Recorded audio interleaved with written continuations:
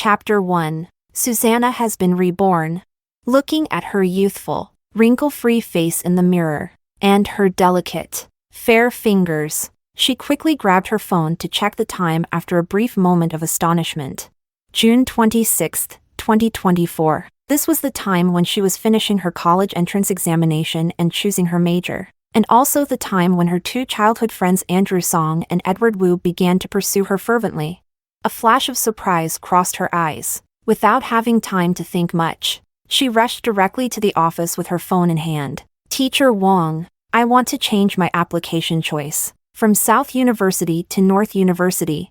Upon hearing this, Teacher Wang was delighted. Have you finally come to your senses? You are the top student in the city's college entrance examination. Although South University is also quite good, North University is the highest institution of learning. It would be a pity not to attend North University. She smiled bitterly. I was too willful before. I'm sorry, teacher. Now I want to change back. Changing her application choice didn't take much time, and soon Susanna had completed the change. However, when she returned home, there were already a few unexpected guests. It was her two childhood friends Andrew Edward and her good friend Aurelia. What are you guys doing? Seeing her return, the usually aloof Andrew was now full of tenderness. Smiling at her, did you forget? We agreed to have dinner at your house today to celebrate that all four of us got into the same university, right? Edward was carefree and unruly, taking a few steps forward to her side and gently tapping her on the head. Silly girl, if I had known you were busy preparing your outstanding graduate speech these past few days, we would have set this up a long time ago. You just needed to come and eat. Susanna was just about to speak when her phone suddenly rang. It was Teacher Wang calling. Susanna, you left in a hurry just now, and there's something I forgot to tell you. Originally, you were scheduled to give a speech as an outstanding candidate in 3 days, but suddenly two heavyweight school board members spoke up at the same time and changed it to Aurelia. Teacher Wang's tone was filled with regret. Clearly, from any perspective, it was Susanna, the top scorer in the college entrance examination, who was more suitable to give the speech. I don't know what kind of relationship Aurelia has with those two school board members that allowed them to personally intervene and change the speaker, but compared to Teacher Wang's confusion, Susanna glanced at Andrew and Edward in front of her, and understood it all. Aren't the fathers of these two childhood friends the school board members? I understand. Thank you, teacher. She nodded calmly, accepting the matter. Teacher Wang was surprised that she was so calm, saying, You are the top student. You would definitely give a better speech on stage. This is also an honor. Are you really going to give it to Aurelia? She remained calm, even smiling slightly. Let her. Not only this time, but even Andrew and Edward were also given to Aurelia. After all, she never wanted to experience the suffering of her past life again. In her previous life, Andrew and Edward also pursued her like this, eager to present their hearts to her.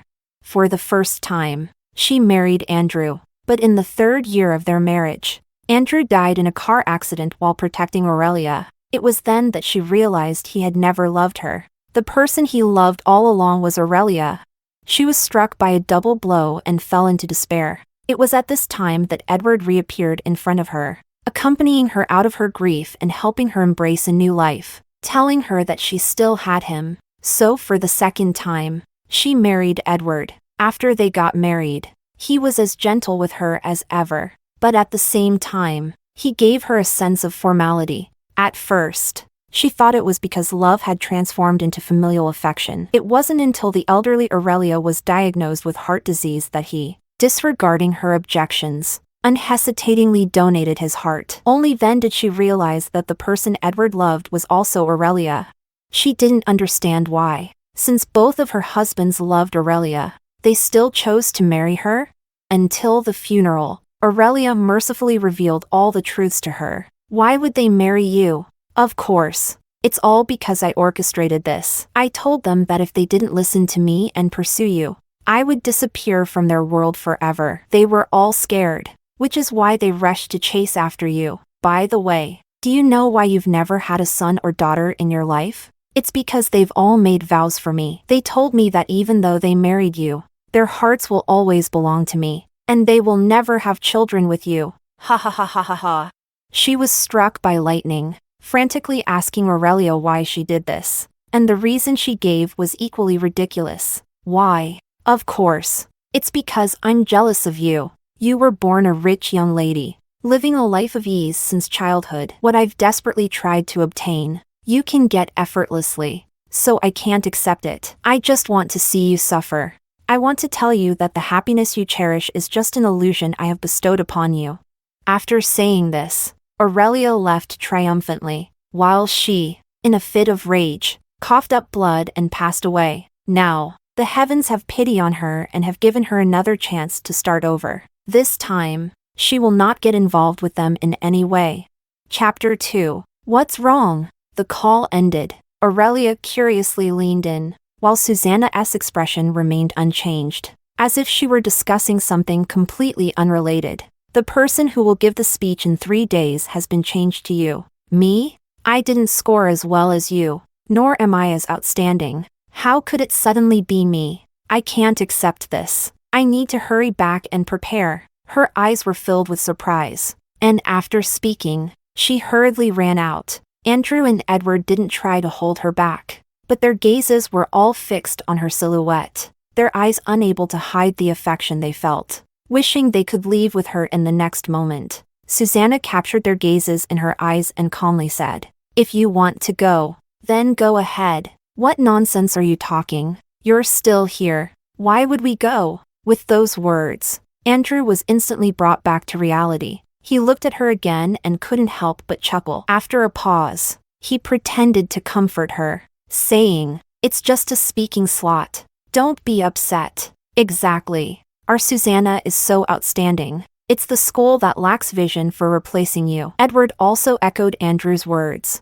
while Susanna pulled at the corners of her lips, saying nothing. In her past life, they had comforted her in the same way, but in reality, it was they who arranged for the replacements behind her back. Just as she was about to say something, her words were interrupted again by Andrew and Edward. "Susanna, we're taking you somewhere." Susanna was mysteriously pulled out by them. It wasn't until they reached their destination, where a sky full of flowers and colorful balloons greeted her, that Susanna realized this was a confession venue. Andrew pulled out a bouquet of white roses from somewhere, looking deeply affectionate. "Susanna, you should be aware of my feelings for you during this time. Now, I want an answer." Seeing this, Edward was unwilling to fall behind, quickly taking out a bouquet of red roses from behind him and presenting it to her, his voice filled with tenderness. "Susanna, I liked you first. I have prepared for this confession for 3 months, and you must choose me. As long as you agree to be with me, I would be willing to go through fire and water for you." Looking at the two people kneeling in front of her, Susanna felt a moment of daze. If she hadn't learned the truth, looking at their affectionate expressions, she might have really believed that they loved her. They had once been the best childhood friends. How had she not realized before that they had such talent for acting? Just as I was about to speak, several people's phones suddenly vibrated at the same time. It was a message from Aurelia in the group chat of the 4. "The light bulb at home is broken. What should I do if I can't change it?" There was also a pitiful expression following it. In an instant, both Andrew and Edward changed their expressions. Andrew couldn't care about confessing anymore, stood up first, and said, "If Aurelia is home alone and the light bulb is broken, she must be very scared. How about I go help Aurelia with the light bulb first?" "I'll go with you." Edward also stood up right after, and after saying that, it seemed he just remembered Susanna was still here, and awkwardly said, "Susanna, it's almost dark now. We can't delay over at Aurelia. As for who you ultimately choose, why don't you just tell us tomorrow?" After saying that, neither of them paid any more attention to her reaction and hurriedly left, and Susanna looked at their backs, feeling somewhat amused. They say they prepared for this confession for 3 months, but Aurelia only said she wouldn't change a light bulb, and they gave up on this confession so easily? The evidence that Mingming, Andrew, and Edward do not love her is overwhelming. Yet in her past life, she was blinded and never realized it. She lowered her gaze to the 2 bouquets and gift boxes they had left behind, a smile tugging at her lips. though the joy did not reach her eyes. Without a moment's hesitation, she picked up the flowers and gifts and tossed them all into the trash can. Andrew, Edward, in this lifetime, I will choose neither of you. With 2 months left until school starts, in order to minimize her interactions with the three of them, Susanna simply blocked all contact with Andrew, Edward, and Aurelia and went on a solo trip for a month. When she finally finished playing and returned home, she saw 2 people squatting at the door, and it was Andrew and Edward. The noise from the suitcase caught the attention of the two, and when they saw that it was Susanna, they hurriedly ran to her and hugged her tightly. Where have you been for the past month? You didn't answer your phone or reply to messages. Do you know we've been going crazy looking for you? The worry in their eyes was genuine, and it was hard to tell how long it had been since they had properly rested or taken care of themselves. At this moment, stubble had appeared on their chins, and their eyes were bloodshot. In such a disheveled state, how could anyone still see them as the 2 prominent figures from the affiliated high school?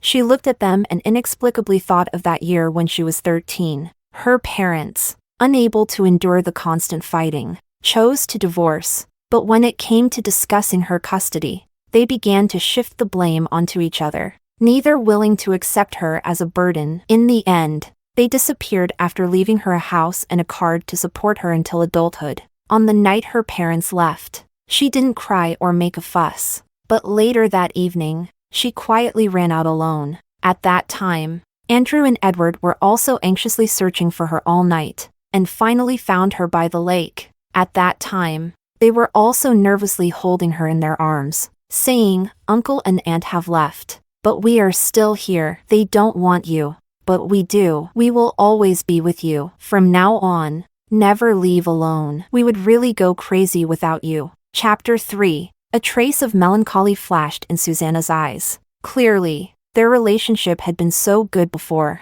but the ones who hurt her the most in her past life were also them. She still doesn't know how they came to like Aurelia, but everything has already happened. They can never go back to the past, and it is meaningless to dwell on the reasons. She stepped out of their embrace, her voice calm and unruffled. "I went on a graduation trip. Why did you go alone?" Hearing her response, Andrew frowned, and Edward looked at her disapprovingly. "Aren't you afraid of getting lost? Didn't we agree that the 4 of us would go together?" Seeing that they naturally included Aurelia, she did not show it on her face and reminded them, "What we said before was that 3 people would go." Andrew suddenly froze, as if just realizing, "You don't like Aurelia? Then let's interact with her less in the future, okay? I was just thinking that when the 4 of us are in the same school, I can take better care of her. If you don't like us, we can reduce our interactions. You will always be the most important person in my heart."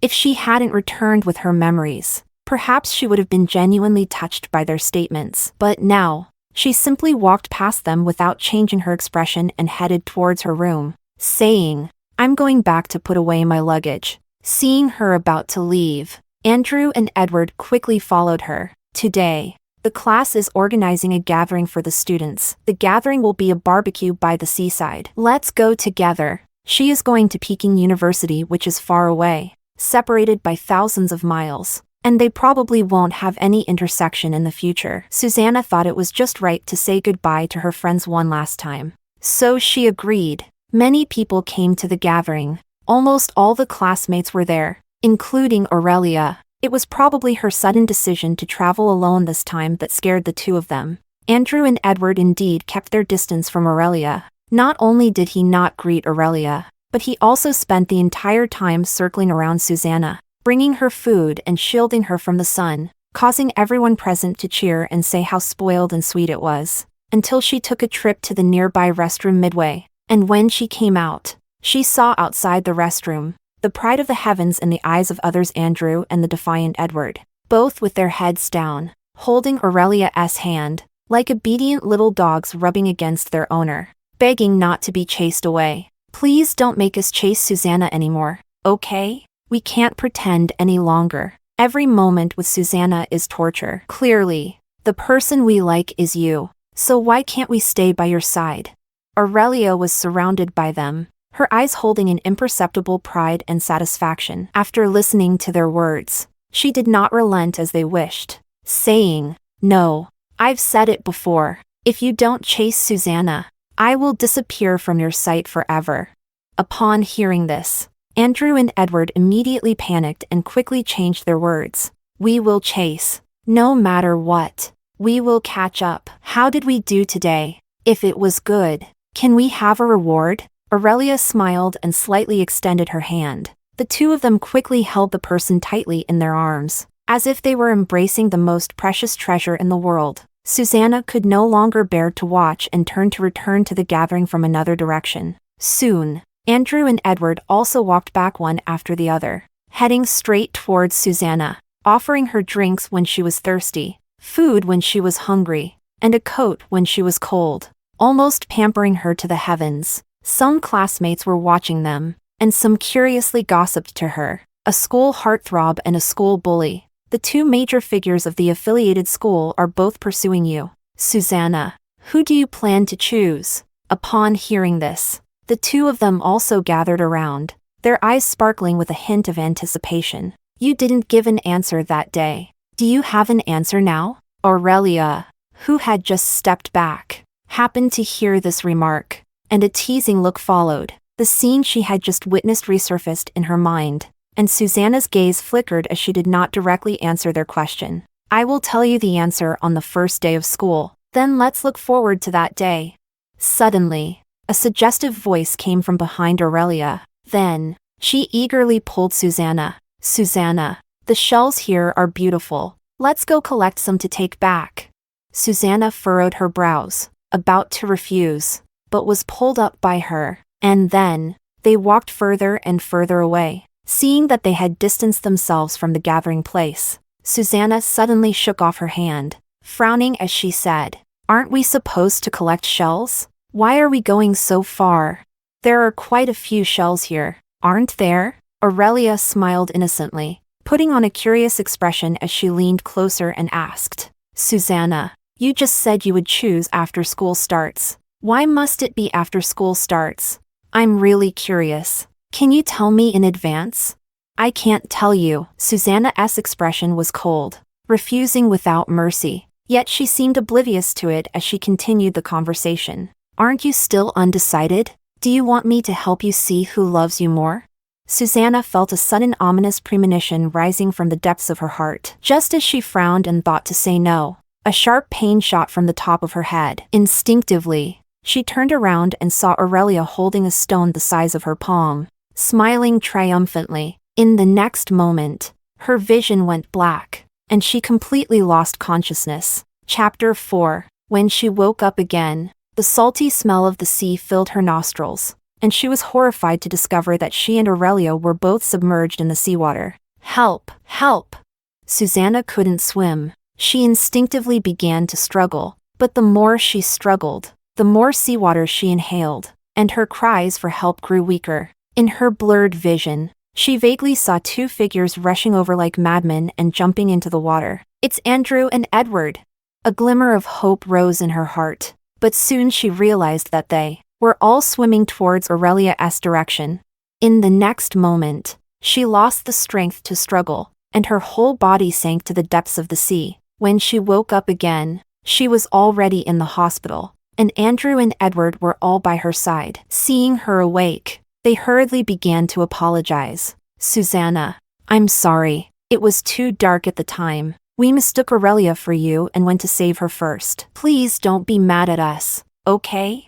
The traces of lying were too obvious. She and Aurelia had no resemblance in any way. They went to save Aurelia only because she was their true love. Susanna self-deprecatingly tugged at her lips, silently turning her head away and no longer looking at them. It was at this moment that the nurse pushed the door open and walked in, saying, The girl next door has also woken up. Do you want to go see her?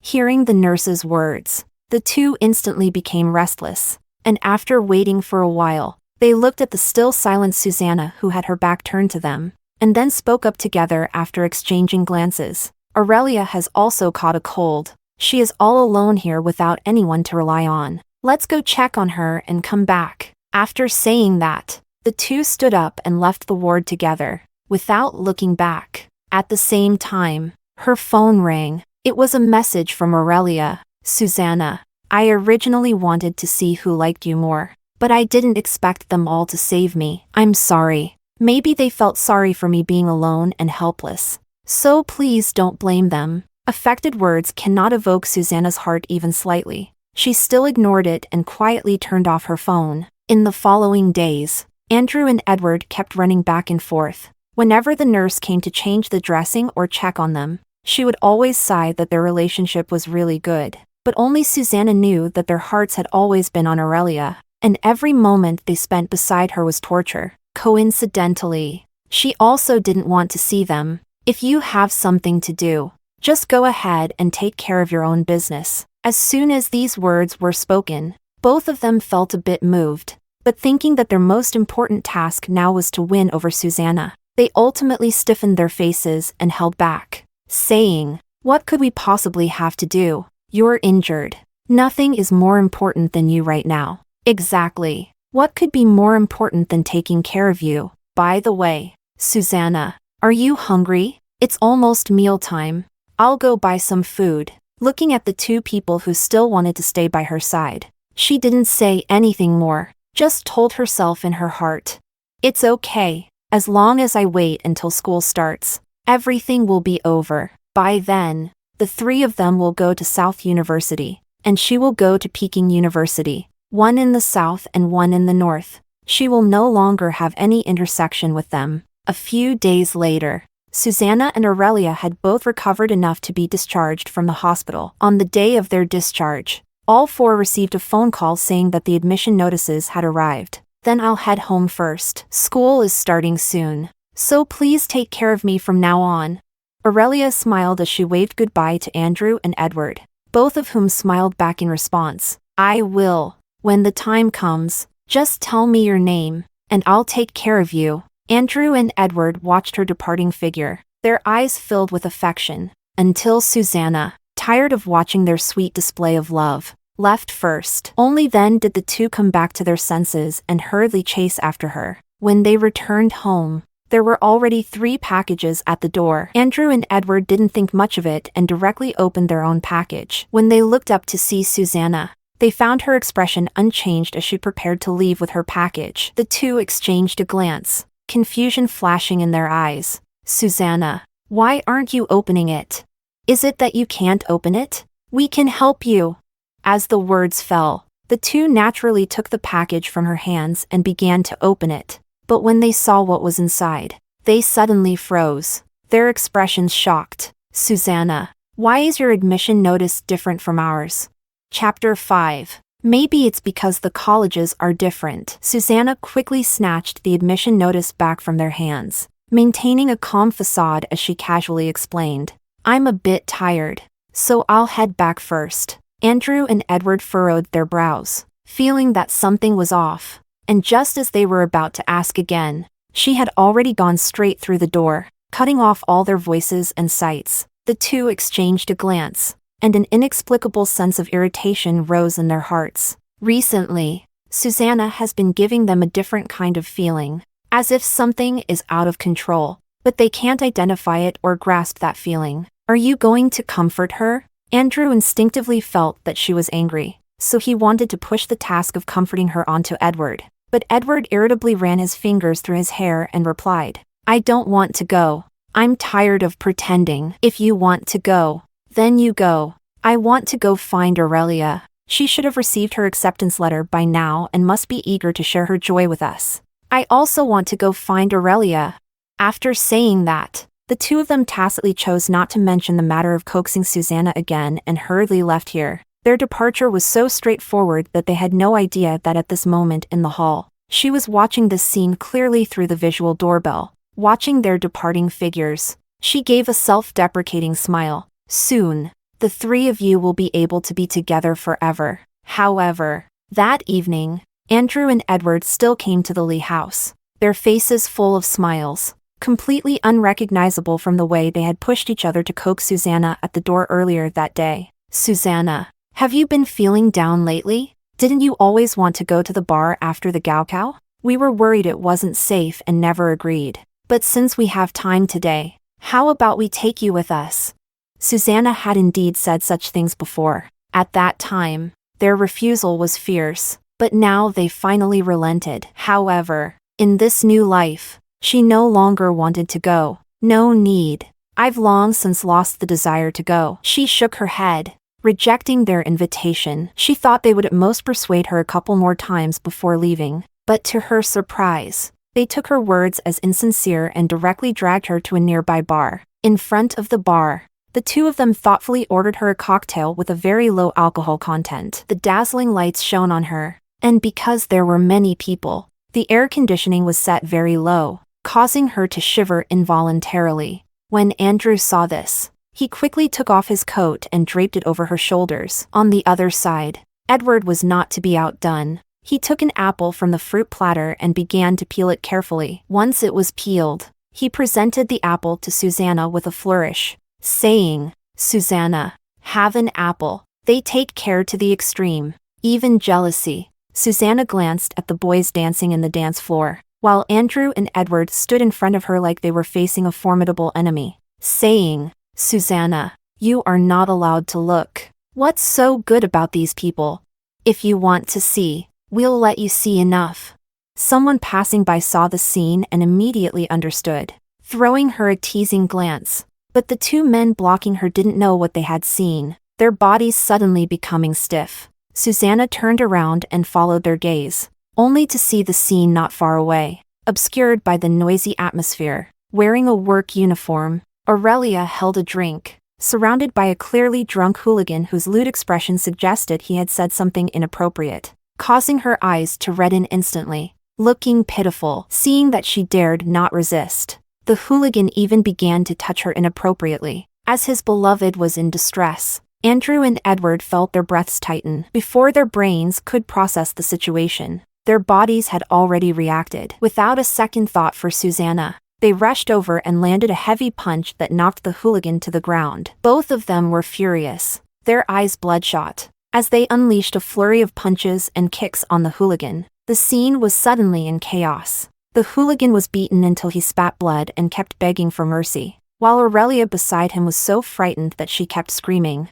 "Andrew, Edward, stop fighting, or someone will get seriously hurt." Chapter 6. Aurelia's voice finally brought the two back to their senses, and they stopped their actions, not forgetting to threaten the bruised hooligan on the ground. "Apologize to Aurelia, or we'll beat you up every time we see you." At this moment, the hooligan had long sobered up and dared not act recklessly anymore. Seeing that they finally stopped, he hurriedly got up unsteadily to apologize. After receiving a "get lost," he scrambled away. The hooligan ran away, and Andrew and Edward looked at Aurelia with lingering fear, wanting to blame her but unable to bring themselves to do so. In the end, they could only sigh. "Why did you come to work part-time in a place like this?" She lowered her head timidly and explained softly, "I haven't saved enough for my tuition yet. We'll help you pay." Upon hearing this reason, both of them were somewhat displeased with their conditions. Why would she need to raise tuition herself? They immediately yanked the apron off her and their tone became more insistent. "This place is full of dangers. You can't come here anymore." Just as I wanted to pull her away, I suddenly remembered something and turned around to see that, I don't know when, Susanna had also come over. Seeing her, Andrew and Edward seemed to recall their earlier impulse. Their expressions froze for a moment. "Susanna, don't misunderstand. We're all classmates, and we'll be attending the same university in the future. We just don't want to see her go down the wrong path. My business is none of your concern." This sentence seemed to strike a nerve with Aurelia, and she suddenly reddened her eyes. With a stomp of her foot, she ran out of the hotel. As she ran, Andrew and Edward couldn't think of anything else and, forgetting to explain to Susanna, hurriedly chased after her. Having seen enough of the show, Susanna felt a lack of interest. Just as she was about to call a taxi to go home, a hand suddenly reached out from behind and firmly covered her mouth. Ignoring her struggles, the person directly dragged her into the restroom and locked the door. Only then did she see the face of the person who had dragged her in, and it was none other than the hooligan who had just been beaten by Andrew and Edward. "Help! Is anyone there?" she shouted in panic, her voice echoing loudly. The bar, which should have been bustling with people, was eerily silent in response to her cries. while the person in front of her remained completely calm, even more composed than before. "Call whoever you want. I've already hung up the maintenance sign outside. No one will come. Today is really lucky. I met a student girl who paid me to sleep with you. I can make money and sleep with a student girl. Why not?" Upon hearing this, Susanna could no longer understand that this hooligan was Aurelia's hired man. The previous act of harassment was fake. She probably just wanted to distract Andrew and Edward, and her true intention was to lose her virginity. Seeing that the hooligan had already pounced and started to tear at her clothes, she could only awkwardly hide in the bathroom stall while calling for help. The police would take time to arrive, and it was obviously too late to call for help. However, Andrew and Edward had not gone far. As long as they came back, they would surely be able to save him. She first called Andrew, but the call went through, and he never answered until it was automatically disconnected. She called Edward again. 1 call, 2 calls, 3 calls. Dozens of calls were automatically disconnected, and the door of the compartment was pried open by the hooligan. At the moment, he lunged at her with a sinister grin. A wave of despair washed over her heart. Just as the hooligan burst through the door and was about to pounce, she suddenly pushed the hooligan aside, searching for a weapon to fight back, her gaze finally landing on the scented candle holder placed next to the sink. Bang! Susanna, covered in blood, ran out of the restroom and, just as she reached outside the bar, she saw Andrew, Edward, and Aurelia, who had not yet left. "Susanna called you so many times. Are you really not going to answer?" Aurelia's eyes sparkled with a strange light. Although her expression was one of concern, there was a hint of disdain in her gaze. Andrew furrowed his brow and scoffed coldly. What could she possibly want? "The most important thing right now is you. Promise me you won't come to places like this again." Edward was even more straightforward, directly turning off his phone, his voice filled with indifference. "I don't care if she's dead. The only person I care about is you. Don't worry about her right now. The most important thing for you is to quit that part-time job immediately." Chapter 7. All right. I was just here to try for a day. Since you all don't like me, I can quit. I just don't want to take your money. Surrounded by 2 people, Aurelia pretended to be shy and lowered her head, completely hiding her pride in the shadows. Andrew's brows relaxed, a hint of a smile in his eyes. "This heart of mine, this life of mine, all belong to you. Why would I care about a trivial amount of money?" "Exactly. Aurelia, you are not allowed to say such things anymore." When facing Aurelia, Edward's voice and expression unconsciously softened a bit, and the atmosphere among the 3 was so harmonious that it seemed to leave no room for anyone else. "I thought that after experiencing my previous life, I would no longer feel pain. But looking at this scene, Susanna's heart still felt as if it were pierced by a sharp blade. This is Andrew and Edward, who had been her childhood friends for over 10 years and once promised to always be by her side. Yet now, for the sake of others, they could disregard her very life. She smiled and smiled, but her eyes were filled with tears. After a moment, she raised her hand to wipe away the tears on her face, saying nothing and preparing to leave directly. However, this commotion caught the attention of a few people over there. Seeing her bloodied and disheveled appearance, they were all taken aback and hurried over, saying, "Susanna, what happened to you? What's going on?" Just as she was about to speak, Aurelia, who had been following closely behind them, suddenly spoke up. "I think I might have had a bit too much to drink. My head is spinning. Could someone please help me get to the hospital?" As soon as the soft and delicate voice rang out, Andrew and Edward's expressions changed instantly, and in a moment, they all surrounded Aurelia, speaking up one after another. I'll take you. Neither of the 2 was willing to back down first, so they secretly competed while taking her away. In an instant, Susanna was once again left all alone, with no one by her side. The next day, she got up early, finished washing up, and went to the police station to report the case with the recording she made in the restroom yesterday. After listening to the recording, the police immediately summoned Aurelia, but a few minutes later, the person who arrived was not Aurelia, but Andrew and Edward, without any inquiries or concerns. As soon as they stood in front of the police, they classified everything as a misunderstanding. and disregarding Susanna's struggles, they forcibly pulled her away. Once they were out of the police station, the two of them looked at her with gloomy expressions. Susanna, why did you falsely accuse Aurelia? She had long anticipated their reaction, and she was too lazy to explain. Instead, she simply took out her phone and played that audio clip again. Today is really lucky. I met a student girl who paid me to sleep with you. I can make money and sleep with a student girl. Why not? The hooligan's voice clearly entered the ears of the two. Andrew and Edward were momentarily stunned, but in the end, they still just looked at her indifferently. Aurelia is so pure and kind. How could she possibly do such a thing? Can you even forge recordings now? Listening to their unconditional trust, Susanna smiled, but her eyes were filled with redness. Now Andrew and Edward are completely captivated by Aurelia. No matter what she says or what evidence she presents, they refuse to believe her. All right, this police station is done. I'm moving on to the next one. She lowered her gaze and stopped looking at them, stubbornly speaking up and turning to leave. They did not pursue her. Andrew coldly said, "We've already made our arrangements. The entire South City won't take your case." Susanna turned back in disbelief, looking at their dark expressions, feeling as if struck by lightning, nearly losing her balance. After all, they had grown up together. Seeing her in such a state of collapse, Edward softened his tone and advised, "Susanna, don't make a scene. Let's not even mention that this isn't something Aurelia did.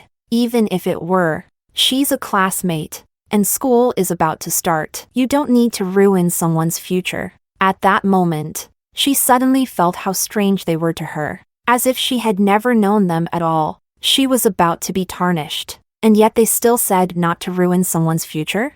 Chapter 8. Susanna was both angry and pained. Indeed, in their eyes, she was not even 1/10,000th as important as Aurelia. Yes, she is kind, and I am malicious. I was almost violated. Yet how can I compare to her pitiful state? This murderer almost had her reputation and future ruined because I reported her. I shouldn't have come to report this. After all, compared to her tears, I deserve to be violated, humiliated, and raped by a hooligan more. From childhood to now, this is the first time Andrew and Edward have seen Susanna with such an angry and desperate expression. Her eyes were filled with tears, the corners tinged with red, yet she stubbornly held back her tears from falling. Their hearts suddenly tightened as they recalled her blood-soaked appearance from yesterday. Just as they were about to say something, Susanna had already turned and left. In that moment of turning around, her tears could no longer be held back. It's okay. It will be over soon. Soon, they will no longer have any intersection. I don't know if it was because her last call that day touched them, or simply because Aurelia still hadn't given up on making them pursue her. But in the following days Andrew and Edward would send various gifts every day to apologize. Yet she always refused to see them, instead busying herself with putting the old house up for sale. Susanna has already made plans to settle in Yicheng in the future and does not want to come back. Because the location is quite good, the house was only listed for 5 days before an agent came to visit. Ms. Lee, I have a client who really likes this house and is willing to pay a high price. But that client is buying it for a deceased relative. They believe the layout and feng shui of this house are good and want to burn it for the afterlife. I'm not sure if you would mind. I don't mind. She shook her head. After all, she didn't plan to come back in the future. Whether they burned it or whatever, it had nothing to do with her. After discussing the transaction details, the money was quickly transferred over, and they entrusted Susanna with the task of burning the house. She personally sent the agent off and happened to run into Andrew Edward coming back with Aurelia. Andrew unconsciously frowned, his gaze turning to the man who had just left. Who is he? Haven't I said this many times? Don't let salespeople in. We're not here, and it's not safe for you to be alone. Edward furrowed his brow, his voice involuntarily tinged with displeasure. Oh, come on. Don't be so nervous. I believe Susanna knows what she's doing. Noticing their concern for Susanna, Aurelia deliberately pretended to be understanding and came to her rescue, casually showing off the design draft in her hand. Look, Susanna, my design draft just won an international award, and the organizers have notified me to go accept it. Susanna was indifferent to her boasting, casually glanced and was about to turn away, but her gaze froze when it swept over the design draft. She snatched the design draft and, upon careful observation, realized that this design draft was almost identical to the one she had drawn before. Or rather, this was simply her own draft. How did you get my original draft? Do you know this is theft? She glared angrily, a surge of rage rising in her chest. But as soon as she spoke, she was interrupted by Andrew frowning. This is Aurelia's own original work. How could it be your draft? Aurelia also fearfully hid behind him, timidly speaking. Susanna, what are you talking about? This is what I worked hard to draw. How could I have stolen it from you? I know you have opinions about me, but you can't just take away my glory like this. She was too lazy to listen to Aurelia's excuses. How could a thief admit to stealing?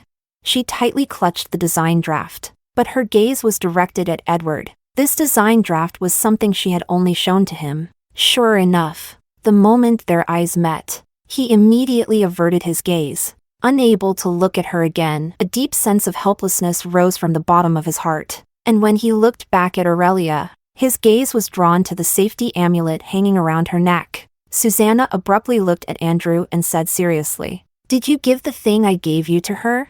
That safety amulet was something Andrew got a few years ago when he fell into a coma due to a car accident. She was so anxious and desperate that she heard the safety amulet from Guhua Temple was very effective. So she went to Guhua Temple to pray for this amulet with 3 bows and 9 knocks. But now, he has given this amulet to Aurelia. Chapter 9. Andrew also shifted his gaze nervously, not daring to meet her eyes again. But at that moment Aurelia suddenly fanned the flames and bragged, "I like Andrew, so he gave it to me. Is this very important?" As soon as the words were spoken, Andrew and Edward instinctively shielded Aurelia behind them, fearing that she might get hurt if she got angry. However, she simply closed her eyes, took a deep breath, and when she opened them again, only calmness remained in her eyes. "In the future, I will not share my design drafts with you at the first opportunity." She first looked at Edward, and after saying this, she turned to Andrew. "In the future, I will no longer seek peace for you." After speaking, she turned around briskly, closed the door, and no longer wished to have any entanglements with them. Susanna hadn't seen Andrew and Edward again. Their apology messages came every day without fail, but she knew that their apologies were not because they truly felt remorse, but because they were afraid of losing Aurelia if they couldn't win her back. This kind of day continued until the day before school started. Susanna finally visited their former secret base one last time, after Lee's father and Lee's mother divorced. Andrew and Edward, knowing she loved roses, bought a piece of land in her name and filled it with her favorite roses. In the past, whenever she felt sad, she would come here, and they could always find themselves here. Tomorrow she would set off for Yicheng, and this would probably be her last visit. But when she arrived at the secret base, she found that all the roses had been picked and were in a sorry state, with petals scattered on the ground by Aurelia for the sake of taking pictures, while Andrew and Edward, who had once lovingly planted the garden of roses for her, were now indulgently taking pictures of Aurelia, who had ruined it all. It wasn't until they heard the sound and saw Susanna standing at the entrance that their expressions turned anxious, and they hurried over, saying, "Susanna, let us explain. We were just watching Aurelia because she likes to take pictures here." But in her eyes, there was not a trace of the anger and sadness they imagined. There was only calm. "It's fine. You all go ahead and take pictures." After saying that, she turned and left. Susanna, wait!" 2 voices called out simultaneously from behind, but she didn't even turn her head until someone grabbed her hands from either side, and only then did she finally stop and look at them. "I'll take you to school tomorrow. You said you would give us the answer tomorrow." Andrew held her hand tightly, but a sense of unease inexplicably rose in his heart. Edward seemed to be competing with him and quickly added, "Take my car. I'll drive you. I'm also waiting for your answer."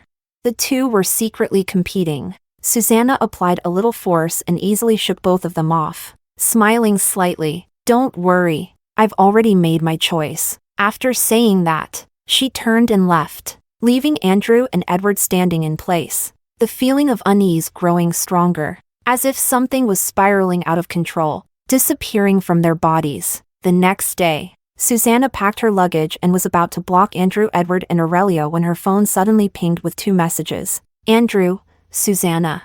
I'm sorry. I have something urgent today and can't see you off. Edward, Susanna. I can't see you off today. I have something to take care of. Seeing these 2 messages, she instinctively opened Aurelia's moments, and sure enough, she had just updated a post saying, "University is great. So many seniors are eager to help me move." Susanna let out a light laugh. What Andrew and Edward called having something to do was just their fear of Aurelia being taken away by someone else. She didn't expose them. She simply blocked all their contacts one by one. She dragged her suitcase out and took one last look at the house she had lived in for 18 years. Then she struck a match and set it ablaze with her own hands. The old house gradually disappeared in the flames as she turned with her suitcase and never looked back. Chapter 10. South University, Freshman Registration Area. Andrew and Edward were the center of attention as soon as they enrolled. And Aurelia, who fawned over them, naturally drew the admiration and envy of everyone. With a shy smile, she waved goodbye to them while urging them to go pick up Susanna. "Susanna, didn't she say she would make a choice among you today? You should go pick her up, or else she might get angry and delay things." Edward shrugged indifferently. "Didn't she say she had already made her decision and would announce it today?" "No way. Susanna is not the kind of person who goes back on her word." Andrew gently rubbed her head, considering things more thoughtfully than Edward. So after dropping her off, he didn't refuse Aurelia's suggestion.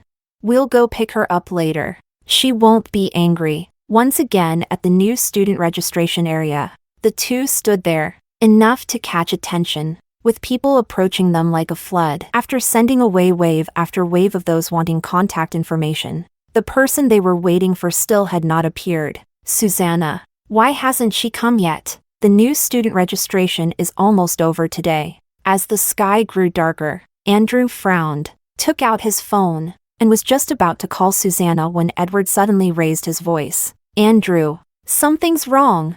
Because they were close, Andrew's brow twitched sharply, and his expression darkened as he shot him an annoyed glance. "What are you so startled about?"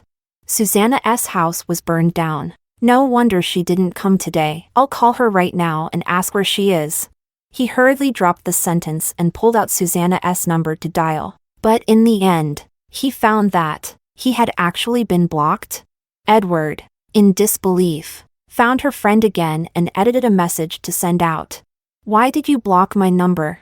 After pressing send, what appeared before his eyes was the glaring red exclamation mark right after the message. He tried every way to contact her, but without exception, all were blocked. Edward looked at Andrew with a dark expression, shaking his head.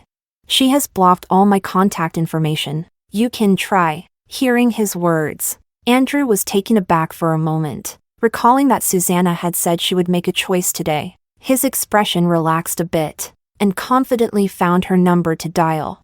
"We are all friends. Even if she has decided to choose me, it shouldn't lead to blocking you." His cheerful tone abruptly stopped when he heard the familiar mechanical female voice on the phone. He was taken aback, a sense of foreboding rising in his heart. After trying all the contact methods in the same manner, the 2 finally realized that Susanna had actually blocked both of them. Isn't it just because she wasn't sent to school? Is it really necessary to be so petty and even resort to blocking her? How childish! Andrew let out a scoff, always feeling that she was just sulking. "Forget it. Susanna was indeed wrong some time ago. We'll make it up to her properly when she arrives." Edward's originally unpleasant expression improved significantly after discovering that Andrew was also blocked, and he even took the initiative to say something nice. Recalling the events of this period, Andrew's pent-up frustration finally eased a bit, though his expression still remained somewhat gloomy. The gloom brought by being blacklisted momentarily made them forget about Lee's house being burned down. It was only when Aurelia called to ask who Susanna ultimately chose that they finally remembered. "Lee's house is on fire, but she has blacklisted our contact information. How about you, Aurelia? Give her a call and ask?" The 2 tentatively spoke up, and Aurelia on the other end agreed quite readily. But before long, She sent a pitiful expression, saying, "Susanna has blacklisted me too. I can't find her either." Originally just extremely frustrated about being blacklisted, the two of them now became outright furious. She actually blocked Aurelia too. We have indeed wronged her these days. But Aurelia didn't even hold a grudge about the slander. Instead, she has become even more demanding. When she comes over tomorrow, she must apologize to Aurelia. Chapter 11. The next day. To avoid missing anything, Andrew and Edward arrived even earlier than the teacher responsible for the orientation. But as time passed, and the reporting time was about to end, Susanna still hadn't shown up, and they couldn't help but worry if she couldn't come because of the fire at the Lee house. While pondering whether to take a glance at Lee's home, Andrew watched the last student reporting and take out the admission notice. Looking at the notice that was identical to his, despite not being from the same college, he suddenly recalled the day the admission notices were delivered. That day, they later went to find Aurelia. If his and Edward's notices were the same because they were from the same college, then why was Aurelia's notice for the art major identical to theirs? Moreover, after observing for so long these past 2 days, they had never seen another type of admission notice, and another speculation suddenly surfaced in his mind. He suddenly grabbed Edward, quickly walking over to a senior who was packing up to end her report, and quickly asked, "Is there a green admission notice for South University?" The senior was taken aback and quickly shook her head.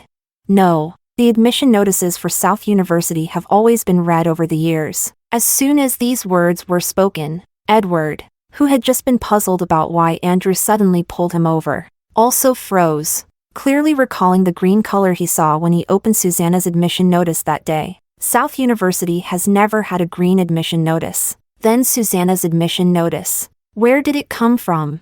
In a moment of being blocked from contact, both of their faces suddenly turned pale, and their minds went blank. Impossible. They clearly agreed to take the entrance exam for South University together. With her being the top student in the city, there was no way she could have missed the cutoff for the schools they could get into. It must have been her who changed her application.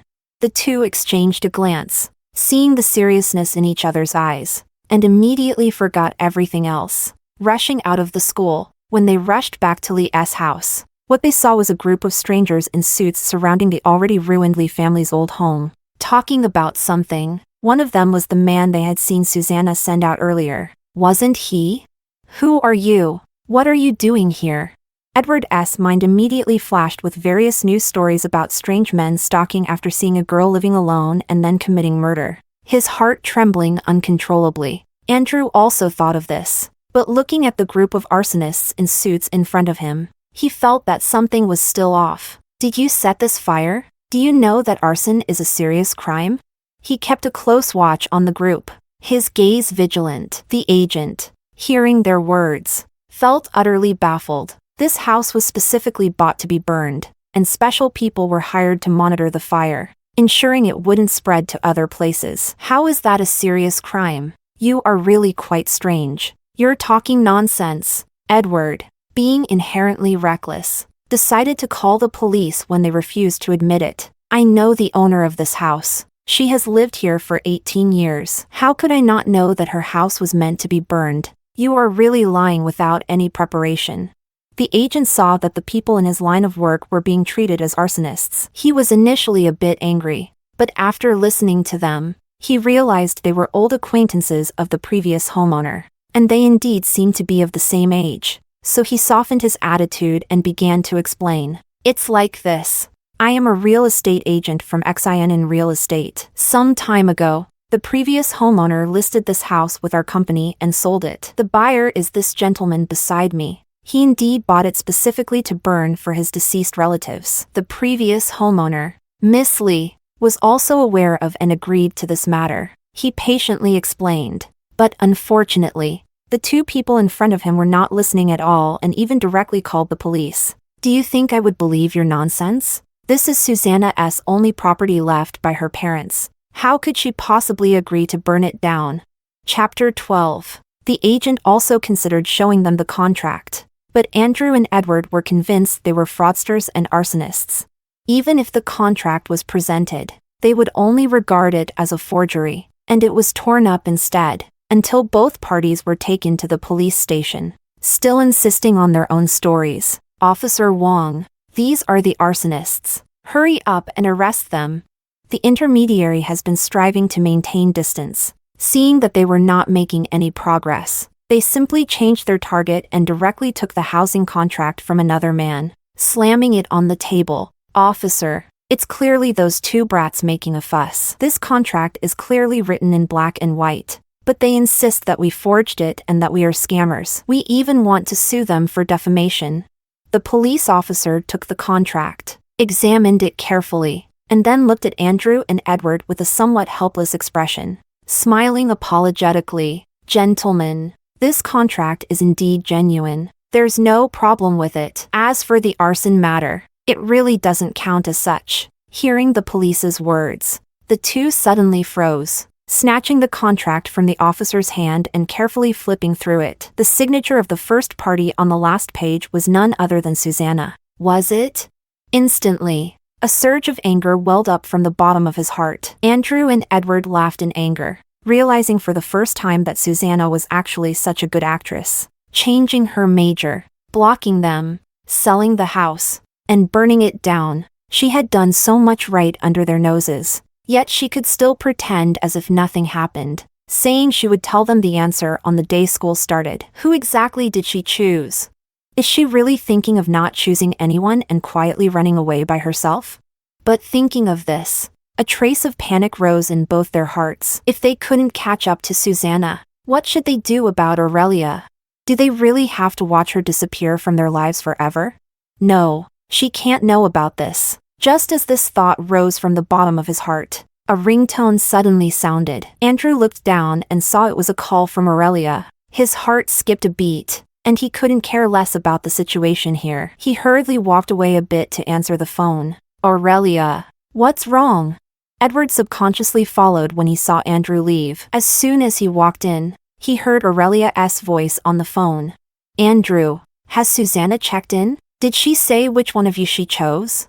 The two of them looked awkward, yet neither dared to tell her the truth, so they could only vaguely brush the matter aside. She hasn't said yet. She said today is just check-in, and it doesn't count as the official start of school. We have to wait until the first day of classes. Seeing Andrew stammering and unable to speak, Edward grabbed the phone and awkwardly explained a few things. Upon hearing this response, Aurelia's eyes flickered. "Aw, Susanna, why are you like this again? She can't possibly like both of you, so she can't decide, right?" She subtly placed the cap of infidelity on Susanna's head, and at that moment, both of them were preoccupied with not letting her find out that Susanna had never even gone to South University. So naturally, whatever she said was accepted, and they even echoed a few sentences. In the end, there was still a hint of loss as I asked, "Aurelia, you can't expect us to stay by her side for the rest of our lives, can you? But the person we like is you, and we want to be with you."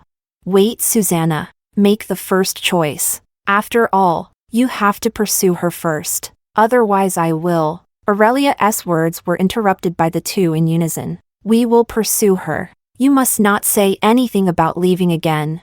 The two of them were over here flirting and chatting, and after putting away their phones, they directly left the police station, completely forgetting that there were still a few people they had brought in, leaving Officer Wang to apologize to each one and personally escort them out. There was no way around it. After all, he was just a small police officer, and he couldn't afford to offend either side. Soon, Andrew and Edward returned to South University, originally intending to handle Susanna's enrollment issues. I didn't expect to accidentally discover another thing because of this. Chapter 13. For convenience, Andrew Edward did not stay in the school dormitory, but instead lived in the apartment that Song's and Wu's fathers prepared for them off campus. They also spent their own money to buy the adjacent apartment for Aurelia. Originally, I just wanted to subtly inquire if she knew about the recent events related to Susanna, so I went to the apartment to find her. Even though the lights were on, no one answered the door when they knocked, worried that something might have happened to her. The two of them directly used the key to open the door and walked in. The bedroom door was not closed tightly. Aurelia's sharp and piercing voice came through without any obstruction. I asked you to go to Susanna, but you didn't do it either. Did you? You keep asking for money over and over again. Are you really never going to stop? You heard the phone call just now. You should know how much Andrew and Edward love me, right? They are among the top wealthy families in South City, and they still come and go like dogs in front of me. We make them chase whoever we want. And even if you expose these things, so what? Do you think they would believe it? Even the childhood friend who grew up with them for 15 years is not as important as I am. I could knock her out and throw her into the sea, and they would still come to save me first, whether you believe it or not. I don't even need to say it myself. As long as you dare to get involved with me, you will die without a burial place in their hands.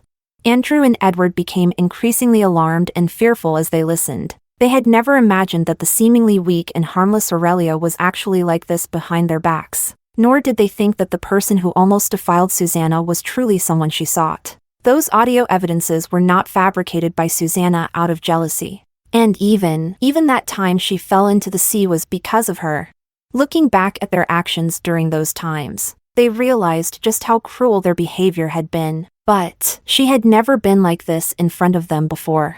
Deceived by the woman who has always been cherished, even belittled to the point of being a dog that cannot leave her. They actually followed her orders to hurt their childhood friend of 15 years, Susanna, step by step leading to a breaking point. And in the end, they became the obedient dog she described. In that moment, Andrew and Edward suddenly realized that they had been a joke all these years. Edward, who was already hot-tempered, could no longer contain himself, his anger boiling in his chest. He kicked the door open with a bang, producing a loud bang sound. Andrew did not stop his rage. At this moment, his expression was equally gloomy, his dark eyes fixed on Aurelia, making her feel terrified. The sound of her heart pounding was deafening. The intense beating seemed as if it would burst out from her chest. She carefully recalled the words she had just spoken, her face suddenly turning as pale as paper. Just now, she had said too many things she shouldn't have. Seeing their current attitudes, Aurelia sat on the ground, her face ashen. She wanted to defend herself but didn't know how to explain, only able to pray that what they heard would be less. Just a little less. Don't you want to say something? Andrew looked at her calmly, yet it made Aurelia feel as if she had become a lifeless object in his eyes. A tremendous panic enveloping her, and in her confusion, she could only crawl towards them using her hands and feet. No, that's not it. Andrew, Edward, you have to listen to my explanation. That's not what I meant. Her chin was gently lifted by Edward, a hint of mockery in his eyes. Well, go ahead. We're listening. Tell us how you explain us chasing you like a dog. Tell us how you explain pushing Susanna into the sea, and how you spent money hiring someone to attempt to rape Susanna. With every word he spoke, her face grew paler, until by the last sentence, she was completely at a loss for words. Aurelia was trembling all over, her heart in a state of utter panic. They heard it. They all heard it. What should she do? What else could she do?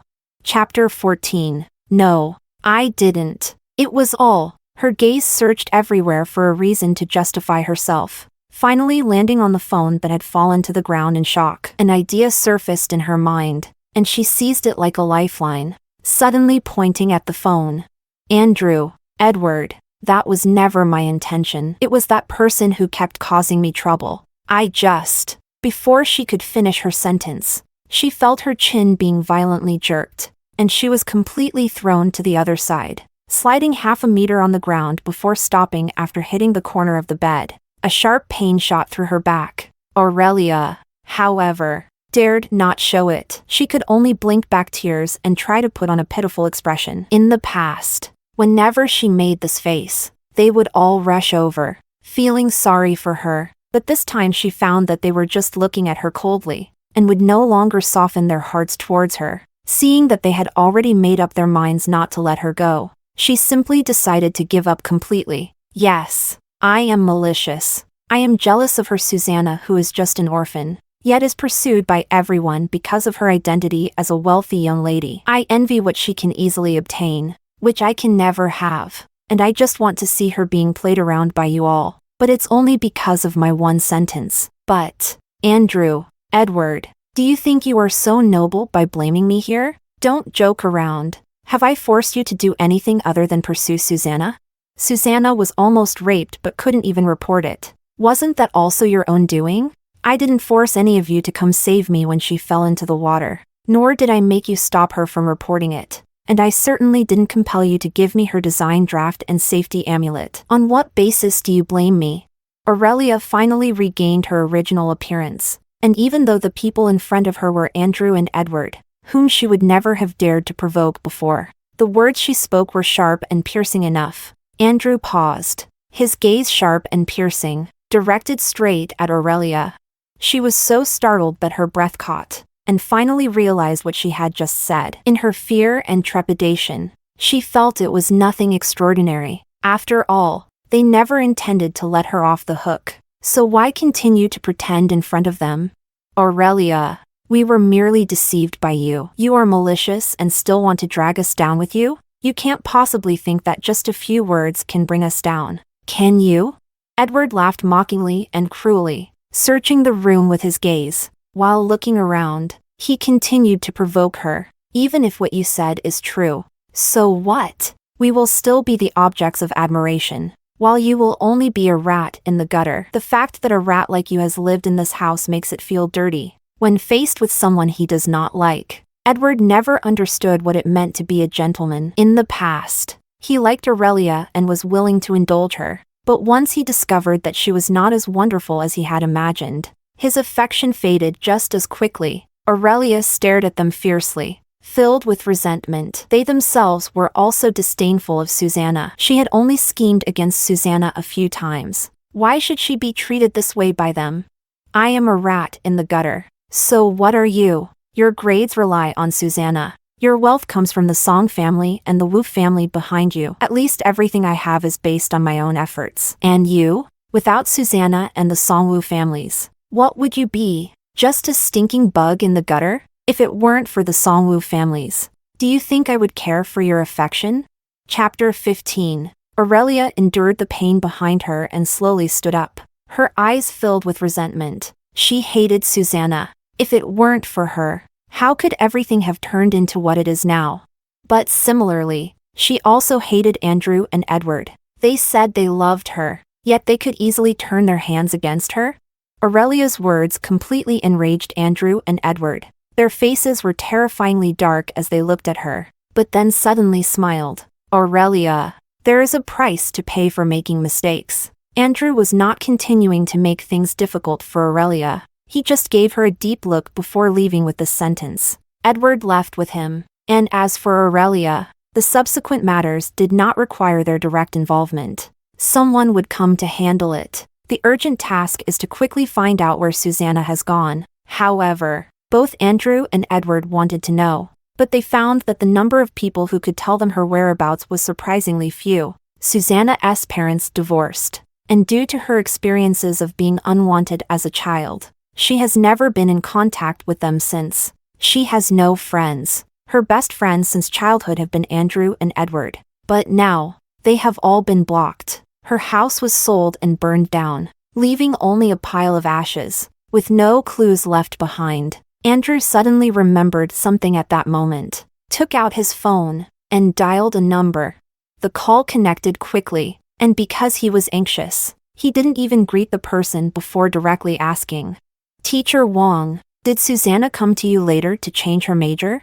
"Yes. She changed to Peking University. I told her that her grades were more than enough for Peking University. I don't know what she was thinking before, insisting on applying to South University. It's not that South University is bad, but if you can attend the highest institution, it's naturally better to go to the highest institution." Fortunately, she finally came around in the end. As soon as Susanna's aspirations were mentioned, Teacher Wang couldn't help but start chattering away, while Andrew, uninterested, hung up the phone after getting the information. However, Edward, who had been quietly waiting on the side, suddenly froze when he heard the name Peking University. Peking University, Yicheng, is located 1,884 kilometers away from their locked-down South City. She actually ran all the way to such a distant place by herself. Did she really hate them that much? The Susanna who used to be most afraid of being alone actually dared to run all the way to Yicheng,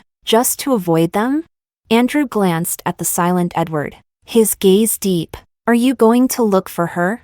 Of course I will go. He looked up at Andrew and answered with great certainty. He was going to find Susanna to tell her that those things in the past were not his true intentions. He had merely been deceived, and they had never really intended to sever ties with her.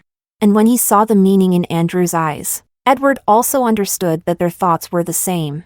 Peking University. Susanna received the dormitory key after checking in. There were 4 beds in the dormitory, and she was the last to arrive. After exchanging greetings, several people began to organize their luggage, but Susanna was the first to finish. She has very few belongings. Besides the bedding provided by the school, there are only a few pieces of clothing she brought with her. Next to her bed was another girl from South City, named Ruby, who wore black-framed glasses but did not appear dull at all. Instead, it made her look very cute. Seeing that Susanna had so few belongings, I was a bit curious and leaned over. Why do you have so few things?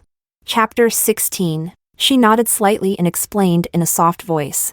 Most of it can be bought. Anyway, it's not particularly important, so I plan to buy it when I get here. Hearing Susanna say this, Ruby immediately felt envious. You really have foresight. When I came, my mom stuffed me with a lot of things, saying I could use them when I got here. As a result, I was almost exhausted just from moving the suitcases all the way. Although she was complaining, there was a hidden sense of happiness in her words. Li father and Li mother are a couple from an arranged marriage. Due to their incompatible personalities, they have been arguing for years and have little affection for her. The child they had as if to complete a task. Naturally, she has never really felt her parents' love. Later Li's parents divorced, and she became a burden that both of them wanted to get rid of. At that moment, hearing Ruby talk about the troubles of happiness, Susanna also smiled at her. That is also their love for you. After finishing packing her luggage and familiarizing herself with the campus, the sky gradually darkened. After a whole day of busyness,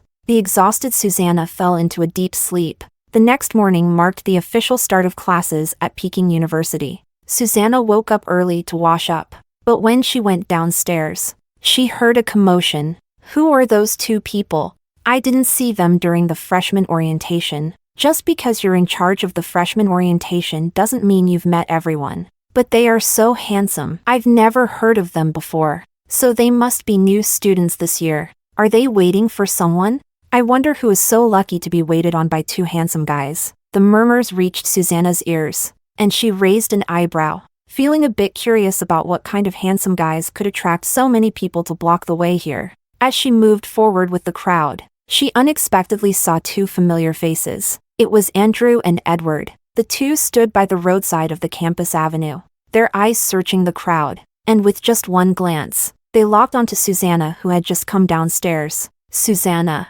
The simultaneous shout was enough to catch attention. The 2 quickly took long strides toward her direction. Seeing this scene, Susanna naturally turned her steps and walked in the opposite direction. As she walked, it turned into a light jog, until a sudden resistance at her wrist forced her to stop. She looked down and saw that it was Andrew and Edward who had caught up with her. Grabbing her hand, her beautiful brows furrowed tightly, and she forcefully pulled her hand away, looking at them with a hint of caution in her eyes. What are you 2 doing here?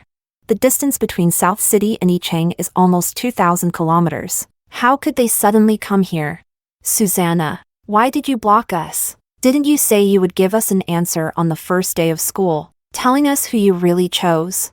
Edward bit his lip, feeling a bit wronged. Even if they had indeed favored Aurelia a bit before, they have been childhood sweethearts for 15 years, growing up together. How could their relationship become so strained? He thought that by saying this, he was giving her a way out, and as long as she could take it, everything would end happily. However, to his surprise, Susanna didn't care for the way out he offered at all. Haven't you 2 young masters had enough of the game yet? She laughed mockingly, leaving Edward and Andrew confused, but they all thought she was just still upset. so they patiently tried to comfort her. Susanna, did you misunderstand something? Andrew tried to reach for her hand again, but was directly avoided by Susanna. She withdrew the smile from her face and looked at them with coldness in her eyes. I thought my meaning was very clear. Andrew, Edward, if you like Aurelia, just go after her yourselves. It's not like I'm forcing you to stay by my side. What? Just because I didn't agree to your pursuit, does Aurelia have to make a fuss about disappearing? Since you all like her so much and are willing to disregard everything for her, I'll step back. You three can be in love and entangled as you wish. Do whatever you want. But I beg you, considering we've known each other for at least 15 years, let me go, okay? Susanna really doesn't understand. She has already hidden away in Yicheng, 1,000 miles away. Why won't they still let her go? In front of her, Andrew and Edward instantly stiffened their faces upon hearing her words. Chapter 17. No, it's not like that. Susanna, we all like you. When have we ever liked Aurelia? Are you misunderstanding something? Andrew forced a smile, his voice becoming hesitant, and his eyes darted away. But thinking about how he had already severed ties with Aurelia, he gradually regained his confidence as he spoke. Yeah, Susanna, aren't the people we like always you? We're still waiting for your answer. How could we like someone else? Edward continued Andrew's words, his gaze returning to a deep affection after a brief moment of distraction. Anyway, apart from Aurelia and them, in the eyes of everyone else, the person they liked was Susanna. When did they ever have a relationship with Aurelia? Thinking of this, they felt a sense of calm settle in their hearts. Until, please don't make us chase Susanna anymore, okay? We can't pretend any longer. Every moment with Susanna is torture. Clearly, the person we like is you, so why can't we stay by your side? Are you going to comfort her? I don't want to go. I'm tired of pretending. If you want to go, then you go. I want to go find Aurelia. She should have received her acceptance letter by now and must be eager to share her joy with us. I want to find Aurelia. Her death has nothing to do with me. The only person I care about has always been you. Susanna, stop messing around. First of all, this isn't even Aurelia's doing. Even if it were Aurelia's, we're all classmates, and school is starting soon. You don't need to ruin someone else's future. Audio after audio was released, and her expression remained indifferent, but her voice carried a hint of sarcasm. These, plus the fact that one of you later stole my design draft to give to her, and another gave my requested safety amulet to someone else, while making excuses about being busy and not being able to come see me, only to run off and help someone else move their luggage. If your love is like this, needing to step on your partner to be a stepping stone for others, then I have nothing to say and cannot bear it. Andrew and Edward turned pale as soon as the first audio was released. Did she actually know all the truth long ago? As she was about to leave, Andrew and Edward felt an inexplicable emptiness in their hearts, as if something had completely drifted away from them. Edward still felt somewhat unwilling and wanted to argue for himself a bit more. But didn't you suffer no loss? Can't you treat the past 15 years of our feelings as if they never happened? Susanna, I know we were wrong to you in the past. Can we forget what happened before and start over?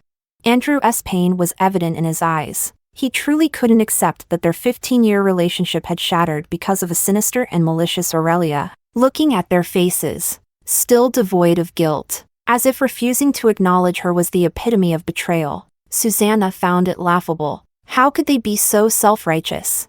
What do they mean by saying she didn't suffer any loss?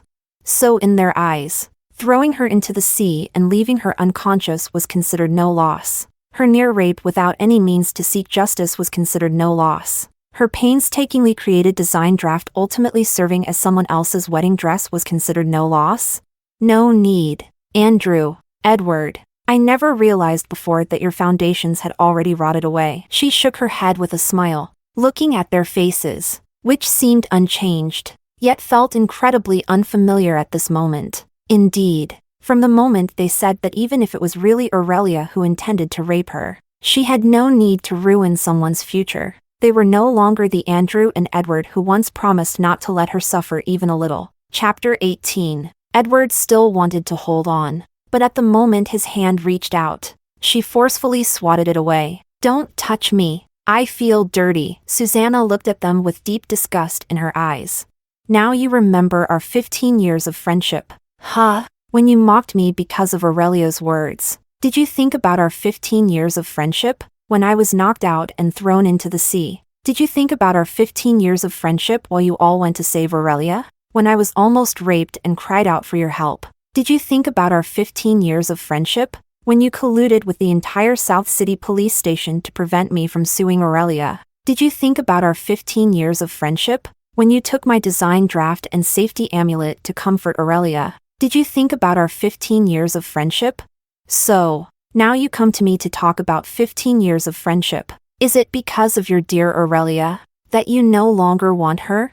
Her words were sharp, yet they thoroughly pierced through their disguise. Andrew's face turned pale and then flushed, wanting to retort, but he didn't know where to start. "I don't have time to play house with you. Move aside." Susanna was unwilling to look at them any longer and walked past them directly. Behind her, Edward held back his emotions, watching her silhouette, and ultimately couldn't help but redden his eyes, murmuring softly, "Susanna, we were just deceived back then. We will prove it to you. When we reveal the truth to the public, will you still be able to forgive us?"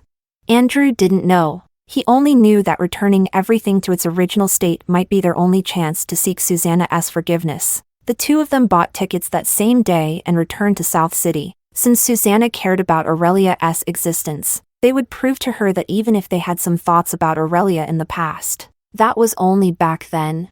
And now, in the future, there would only be Susanna in their lives. On the official opening day of South University, a big news story broke. A certain freshman at South University behaved improperly. Out of jealousy for a classmate's excellence, he deliberately hired someone to harm the classmate. And even the award-winning work from not long ago was stolen from that classmate's original manuscript. Not only that, she had also intentionally injured a classmate at a gathering and then thrown them into the sea. Suspected of attempted murder. Because no names were mentioned, everyone was still speculating whether this incident was true or not. And if it was, who this person could be. At the welcome party, under the gaze of the crowd, the one performing on stage, Aurelia, was taken away by the police. This also completely confirmed the rumor. Some recalled that on the day of the report, the two newly appointed heartthrobs of South University seemed to have a close relationship with that new student. When they quietly inquired,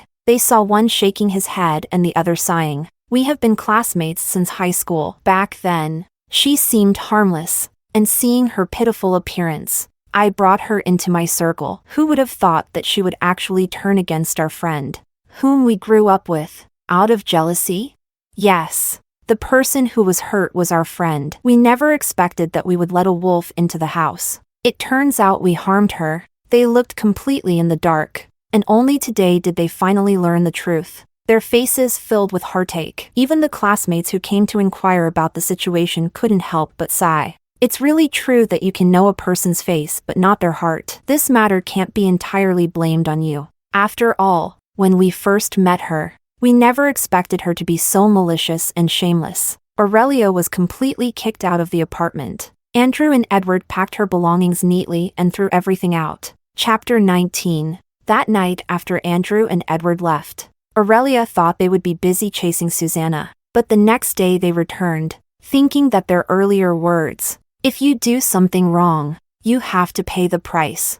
Later, she was terrified that they would come back to take revenge on her, but she didn't expect to also fear that everything would be peaceful for a while. Aurelia thought they had only distanced themselves from her, but they didn't really want to do anything. She finally relaxed and began to shrink her presence, thinking that as long as she could get through these few years of college safely, she could sell the gifts they once gave her for money and escape far away from here. With her education, she believed she could still live well. As for the welcome party, it was simply because she had signed up during that initial period, and she could no longer back out. Now that she didn't have Andrew and Edward to support her, she naturally lost the right to be willful and could only pray that nothing would go wrong at the party. It was just at that moment that Aurelia suddenly noticed that the people around her were whispering about something. When she looked, however, she saw nothing. She thought it was just her overthinking, but on the night of the welcome party, while she was performing on stage, a group of police suddenly appeared and took her away. Only then did she finally realize that the person they had been discussing all this time was actually her. "I want to see Andrew and Edward. I want to see them." She was making a scene and refusing to cooperate, but Andrew and Edward were not intimidated by her threats at all. Instead, they directly handed all the evidence to the police. By the time the news reached Susanna, everything had already come to a conclusion. Aurelia was sentenced to 3 years in prison for intentional injury, as she still refused to plead guilty despite the solid evidence against her, and her attitude towards admitting her mistakes was poor. She was also expelled from South University. On the day everything was settled, Yichang welcomed its first snowfall. Andrew and Edward were waiting under an umbrella at the dormitory building, and from a distance, Susanna looked at them. After months apart, they seemed a bit more composed. It felt as if a long-held concern had finally been resolved, and both of them carried a sense of relaxation. Seeing her walk in, a confident smile appeared at the corners of their mouths. Susanna was walking too slowly, and Andrew and Edward were both a bit impatient, directly stepping towards her. Just as their smiles began to bloom, they both tried to lower their voices. Seeing the person in front of them also raise a smile and wave at them, Andrew and Edward both breathed a sigh of relief. Just as their hearts settled slightly, they saw Susanna had already walked past them, running towards behind them. After a brief moment of surprise, both of them turned around at the same time, only to realize that the person she had just greeted was not them, but a girl, Ruby. "It's snowing quite heavily today. What made you suddenly think of bringing me food? You weren't this kind-hearted when the weather was nicer before." Ruby grinned and said, "Isn't it because it's snowing? This is the first snow of the year. So meaningful. I wanted to ask you for a favor. I don't look good in photos. Could you take a few for me?" In light of this meal, I suppose I can agree to help you. Susanna, you are the best." Seeing Susanna about to leave with Ruby, Edward, in a moment of panic, hurriedly called out to her, "Susanna!" She did not stop her steps, still leading Ruby forward, but Ruby curiously turned back to look behind her. "Susanna, why do I hear someone calling you? Is there? Maybe you heard wrong." She walked on without changing her expression, but before long, her wrist was grabbed again. Susanna stopped for a moment and sighed. Why do these two people always seem to haunt her? Chapter 20. Susanna, why are you hiding from us? Edward's tone concealed a barely perceptible grievance as he held her hand, refusing to let go no matter how much she struggled. Because the other hand was holding Ruby, and falling a step behind Andrew couldn't grab Susanna's other hand. He could only block her way to prevent her from running away again after breaking free. Ruby looked at this, looked at that, and finally glanced at Susanna, whose mouth was slightly downturned beside her, always feeling a sense that she shouldn't be here at this moment. Knowing she couldn't avoid it, Susanna simply decided not to hide anymore, letting go of Ruby's hand. "Ruby, can you wait for me over there for a moment? I have something I want to discuss with them privately." Ruby naturally wouldn't refuse, pointing to the playground not far away, waving her hand. "Then I'll go over first. If you're done chatting, come to the playground." She nodded, watching Ruby happily run towards the playground. Susanna then turned back to look at Andrew and Edward, reaching out to pry open Edward's fingers one by one. The smile that had just appeared when facing Ruby was now completely gone. She looked at them coldly, her eyes filled with impatience. "Speak. What are you here for this time?" The stark contrast in attitudes pained both of them. Edward lowered his gaze and humbled himself. "Susanna, we have thought carefully about what you mentioned last time. At that moment, our handling of the situation was indeed inappropriate, and we owe you an apology." So, he presented the box with both hands in front of her, and Andrew also timely handed over a judgment. "We have already explained to the organizers about the last design draft. It was Aurelia who stole your design draft to enter the competition, so this award should belong to you. Additionally, we have also sent Aurelia to prison for her previous attempts to harm you. Susanna, we have already sent them all back to where they belong. Can we start over?" Susanna received the trophy and the certificate of honor, along with the design draft that had been re-signed with Susanna's name. And that judgment. Indeed, many have returned to their original positions. Her design draft. Aurelia's ending. It seemed that everything had truly returned to its place. But for her, it was already too late. Moreover, not everything had really returned to its place, and not all mistakes had been corrected. Susanna carefully put away the design draft, while the remaining items were sent back unchanged. Seeing that the trophy and judgment had all been returned, Andrew and Edward were taken aback. Susanna, what do you mean by this? It's winter now, and it's quite cold. If Master Song and Master Wu have nothing else to do, then please go back. Leaving this remark, she was about to turn and leave. Seeing her about to go, Edward suddenly became somewhat embarrassed and angry, his volume unconsciously rising. Susanna, we have helped you seek the justice you wanted. What exactly are you still dissatisfied with? Susanna, even if you want to make a scene, you should understand when to stop. Andrew still stood in front of her, but the tightly furrowed brows revealed what was on his mind at that moment. He also felt that she was being pretentious, deliberately making things difficult, and that she didn't understand how to step down when given a chance, thus saving face for them. Edward's raised voice attracted the attention of passers-by, who began to whisper among themselves, and some even started to point and gossip. Andrew and Edward had never experienced such humiliation. They pressed their lips together, a gloomy atmosphere surrounding them, but in the end, they said nothing more. Susanna was not afraid of those gazes. After all, from any perspective, she did not feel she was in the wrong. With a sneer, she showed no concealment of her disdain for them, saying, "Am I dissatisfied? Am I not being moderate? Edward, Andrew, I never asked you to do anything, did I? Moreover, helping me? Isn't the current situation partly your fault?" Chapter 21. If it weren't for you two stopping me from reporting the case back then, if it weren't for you stealing my design draft to please your sweetheart, would I have to wait until now for you to handle it? Her straightforward words made both of them blush, leaving them speechless. South City is quite far from Yicheng. Gentlemen, I hope we won't meet again. As she withdrew her last glance and was about to leave, not having walked far, Edward's voice came again from behind. "I'm sorry, Susanna. I spoke without thinking just now, but we truly know we were wrong. Do you really have to be so heartless? Not even willing to give us a chance to make amends?" By the end, his voice was faintly trembling, and after a long silence, Andrew finally spoke again.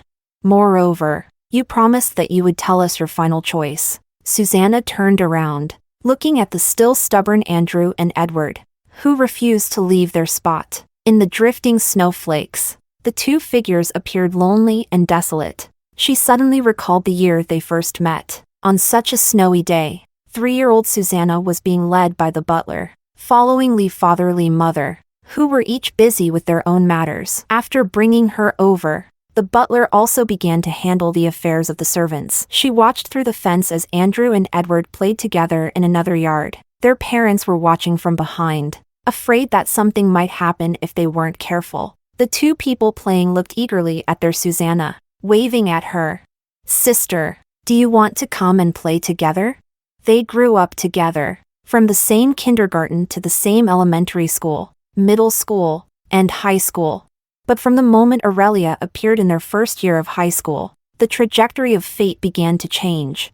In fact, upon careful reflection, Susanna still couldn't figure out when they started to like Aurelia, and when it began that they loved her so madly enough to disregard their 15 years of friendship to win Aurelia's affection. It hasn't snowed in South City for a long time, and now, they once again gazed at each other from afar in the snow, with no barriers between them. Yet they could never return to the time when there were no misunderstandings. She smiled and looked at them.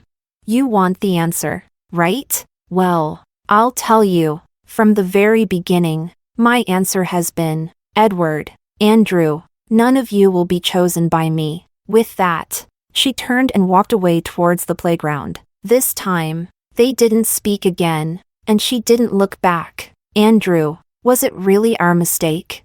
Susanna's figure in a white down jacket gradually disappeared into the heavy snow and the crowd. Edward's voice was filled with melancholy. A dull ache in his heart made him want to cry. Yet he found it hard to do so, only feeling a sourness in his throat. Andrew didn't answer, just stared blankly in the direction she had left. He had never felt such a strong moment. It was as if they had truly, forever lost Susanna. 15 years. And 3 years. They lost their genuine, untainted 15 years for a false 3 years.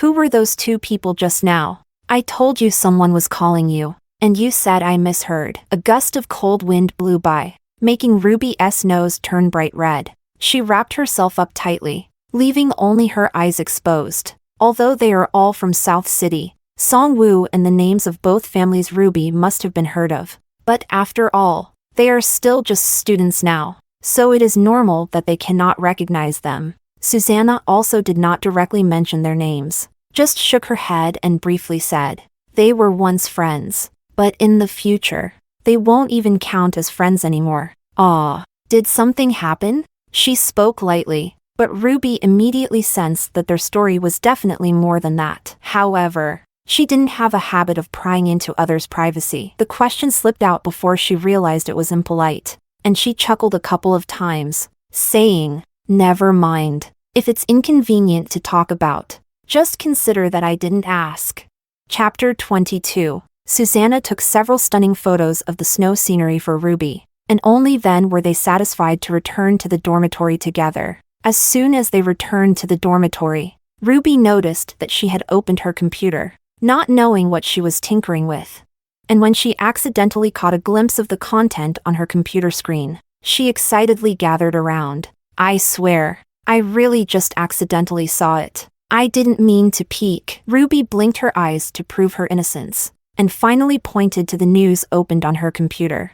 Are you also interested in South University and the recent events? Let me tell you, that person named Aurelia has gone too far. Just because she was jealous of another girl's background, she did so many malicious things. And those two young masters are quite pitiful too. They were just trying to help her out of kindness, but ended up doing a bad deed. Susanna listened and finally realized something was wrong. Looking back at that interview, she couldn't help but laugh out loud at the end. So this is what they call handling it. They pushed all the responsibility onto Aurelia alone, hiding away beautifully, even portraying themselves as the victims. But the ones who harmed her were never just Aurelia. One could even say that Andrew and Edward's actions caused her more harm than Aurelia ever did. It's like a person can accept the sudden malice of a stranger, but what is hardest to accept is the betrayal of a friend. To her, Aurelia was no different from that stranger, but Andrew and Edward had been by her side for 15 years.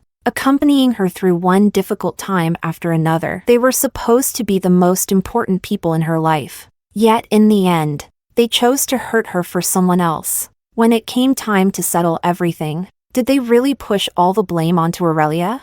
Moreover, they had once loved Aurelia so deeply. How could they so easily give her up now?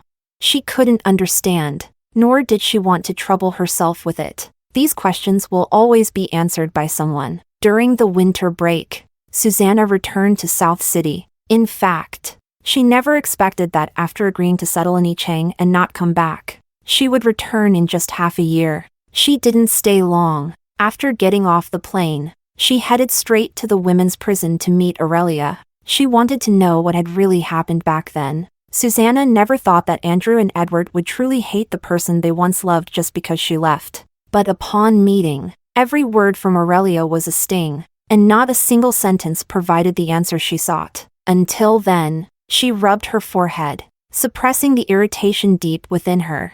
The things from back then were not solely your doing. I don't believe you truly love them enough to protect them. If she really loved Andrew and Edward, then how could she have been so dedicated to making them pursue her from her past life to this one?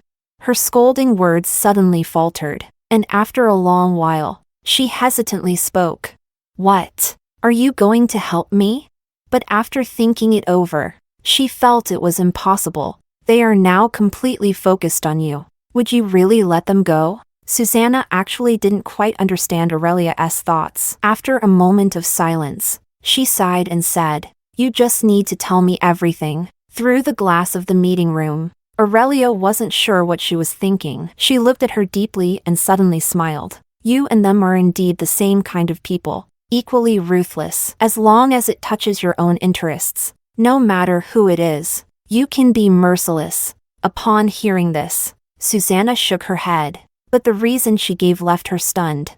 I am different from them. I will indeed go to great lengths for my own interests, but that is all within legal and reasonable bounds. Chapter 23. Susanna had no choice but to directly sue Andrew and Edward. After all, as the only heirs of the Song and Wu families, their words and actions represent both Song-Wu families. Initially, they were able to make all of South City refuse her case, and now they naturally can as well. So, she used the methods they had used back then. On the first day of school at major universities, a piece of news was spreading like wildfire. Have you heard? They say that the freshman who was caught last year actually had someone backing them. Otherwise, that freshman isn't someone with power or influence. Why did the victim never think about reporting it? It's simply because they were protected by the person behind her.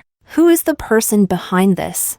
Do we even need to guess? It was evident how well the Song family and the Wu family treated her back then, when they claimed they were unaware. Who besides the actual victim could have known? Moreover, it is said that the victim was childhood friends with them. When you put it that way, it makes even more sense. Of course, one would choose a lover over a friend. As the topic gained more traction, the true power holders of the Song and Wu families also sensed that things were going awry and immediately began damage control. Still, they resorted to the usual methods to suppress the heat. But this time, the tactics that had worked countless times before backfired, even sparking public protests. The official accounts of both sides are filled with protests and expressions of dissatisfaction. Can't there be a bit of originality? It's always the same trick. If you're not tired of it. I certainly am. Exactly. With such great power, why can't you produce any evidence? Trying to suppress the heat. What's the matter? Feeling guilty? Both sides are busy as bees. Yet the heat hasn't diminished at all. The PR teams naturally noticed that someone was stirring the pot behind the scenes and began to smear the original victim. They say that the victim was just too timid and afraid to speak up, and that there was no issue of being suppressed or afraid to report it. Some netizens believed their claims, thinking that a girl choosing to silently endure such a situation is not without precedent. Now that the matter has come to light, instead of reflecting on her own cowardice at the time, she instead tries to tarnish the reputations of those who helped her, Andrew and Edward, which is truly ungrateful. Of course, for those who believe, there will also be those who do not. Both sides engaged in a fierce verbal battle, each believing they were the ones holding the truth. The center of discussion was suddenly shifted to Susanna, with some even tracing her account, leading to insults directed at her, as well as support and inquiries about the truth of what happened back then. Just when Song-Wu both families thought they could beautifully remain hidden, a real name online report unexpectedly brought Song-Wu both families to the trending searches. It is Susanna. As the saying goes, what you seek is what you get. At that moment, Susanna was very grateful for her habit of recording. When she publicly released the video of her initial police report and the audio recorded when Andrew Edward forcefully urged her to withdraw the report, it immediately stirred up another wave. Her articulate and clear speech explained all the truths of the matter.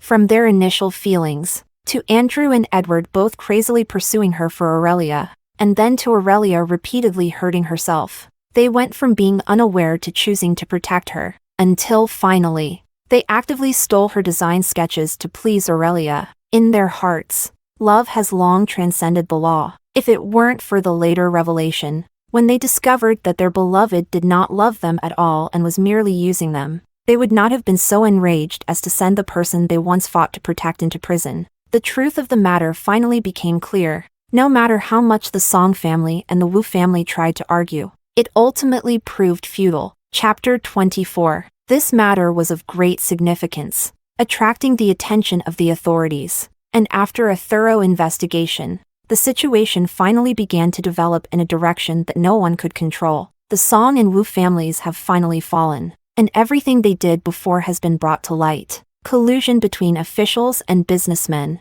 accepting bribes, All involved officials have been purged. Susanna met Andrew and Edward again. The two were no longer the spirited individuals they once were. Just looking at their scruffy appearance made it clear how much they had suffered during this time. They looked at her with complex expressions, their tone filled with disappointment. Do you really hate us this much?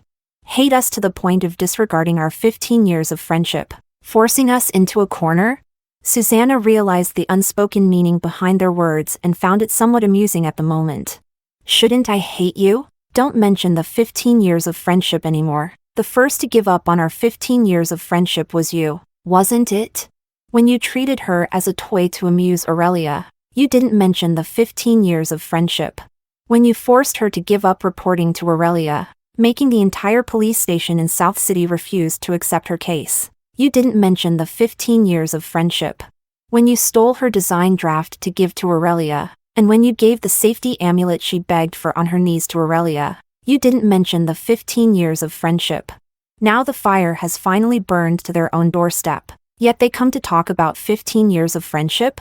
I'm sorry, Susanna. Andrew and Edward were filled with sorrow, finally realizing that there was no possibility of reconciliation between them anymore. The so-called means of reconciliation before were merely their own wishful thinking. Half a month later, the Song family and Wu family successively declared bankruptcy, and the once two proud sons of heaven became the targets of everyone's scorn overnight. Although they were desperately protected by Song father and Wu father, they remained at South University. However, the vastly different treatment over the past few days has truly made them suffer. No one is left to follow them around, and they are met with cold stares everywhere, along with the enormous debts they carry after the bankruptcy of the two groups. Without Song Wu's support from both families, Susanna finally succeeded in suing Edward for theft. Because in the end, the design draft was returned to them, so the final punishment was merely compensation for emotional damages. Adding to the malicious defamation that occurred earlier,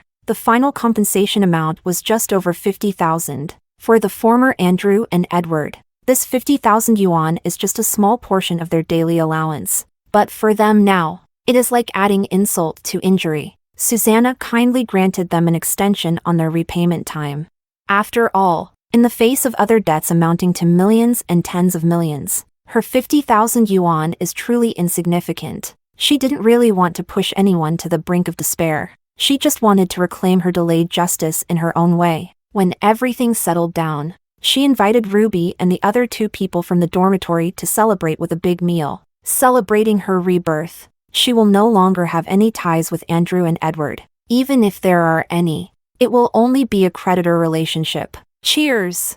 This tug-of-war actually consumed a lot of time. From the incident to its conclusion, 3 years passed in the blink of an eye. This gathering, named a celebration, might very well be their last meal together. Ruby drank a lot, and by the end, she leaned on Susanna and cried uncontrollably. Susanna, you are really amazing. After going through so much, you can still be so strong. If it were me, I would have definitely fallen apart long ago. She smiled gently, allowing Ruby's tears to soak the fabric on her shoulder. But feelings are not a necessity in life, and no matter what we go through, life is our own. We must always be true to ourselves. So Susanna, what do you plan to do in the future? Another roommate looked at her with admiration. After all, facing the pressure alone from two major corporations and still being able to persevere until the end is not something everyone can achieve. With such courage and determination,